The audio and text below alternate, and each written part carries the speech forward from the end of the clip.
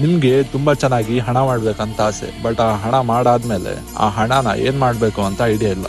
ಅದೋಗ್ಲಿ ಬಿಡಿ, ಯಾವ ತರ ತುಂಬಾ ಹಣ ಮಾಡ್ಬೇಕು ಅಂತ ಅದಾದ್ರೂ ಗೊತ್ತಿದ್ಯಾ? ಅದು ಗೊತ್ತಿಲ್ಲ.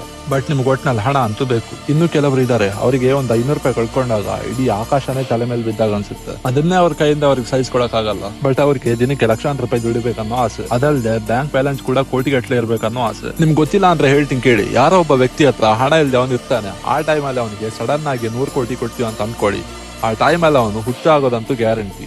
ನೋಡಿ ಬಾಸ್, ನಿಮ್ಗೆ ಏನ್ ಸಿಗ್ಬೇಕು ಅದು ಸಿಕ್ಕೇ ಸಿಗುತ್ತೆ. ಬಟ್ ಅದು ಸಿಗ್ಬೇಕಂದ್ರೆ ಅದಕ್ಕೋಸ್ಕರ ಏನೆಲ್ಲ ಮಾಡ್ತೀರಾ ಅನ್ನೋದು ಮ್ಯಾಟರ್ ಆಗುತ್ತೆ. ಅದನ್ನೆಲ್ಲ ಬಿಟ್ಟು ಇಲ್ಲಿ ಸುಮ್ನೆ ರೀಲ್ಸ್ ಎಲ್ಲ ಸ್ಕ್ರೋಲ್ ಮಾಡ್ಕೊಂಡು ಟೈಮ್ ವೇಸ್ಟ್ ಮಾಡ್ಕೊಂಡು ನಮ್ ಬರೋ ಹಣ ಹೇಗಿದ್ರೆ ಬರುತ್ತೆ ಅಂತ ಕುತ್ಕೊಂಡ್ರೆ ನಿಮ್ಗೆ ಸಿಗೋದು ಫೇಲ್ಯೂರ್ ಅಷ್ಟೇ. ನಿಮ್ಗೆ ಏನೆಲ್ಲ ಬೇಕು ಅದಕ್ಕೆಲ್ಲ ಕಷ್ಟಪಟ್ರೆ ಅದು ಗ್ಯಾರಂಟಿ ಸಿಕ್ಕೇ ಸಿಗುತ್ತೆ. ಬಟ್ ಅದು ಎಷ್ಟು ಸಿಗುತ್ತೆ ಅನ್ನೋದು ನೀವು ಎಷ್ಟು ಹಾರ್ಡ್ ವರ್ಕ್ ಮಾಡಿದೀರಾ ಅನ್ನೋದ್ರ ಮೇಲೆ ಡಿಪೆಂಡ್ ಆಗುತ್ತೆ. ಭಗವಾನ್ ಶ್ರೀಕೃಷ್ಣ ಹೇಳ್ತಾರೆ, ನೀನು ನಿನ್ನ ಕರ್ಮವನ್ನು ಮಾಡ್ಕೊಂಡು ಹೋಗು, ಫಲದ ಬಗ್ಗೆ ಚಿಂತೆ ಮಾಡ್ಬೇಡ. ಯಾಕಂದ್ರೆ ಅವ್ರಿಗೆ ಗೊತ್ತು ಫಲ ಅನ್ನೋದು ಎಲ್ರಿಗೂ ಸಿಗುತ್ತೆ. ಬಟ್ ಅದು ಕಹಿ ಆಗಿರುತ್ತಾ ಅಥವಾ ಸಿಹಿ ಆಗಿರುತ್ತಾ ಅನ್ನೋದು ನಿಮ್ಮ ಮೇಲೆ ಡಿಪೆಂಡ್ ಆಗಿರುತ್ತೆ.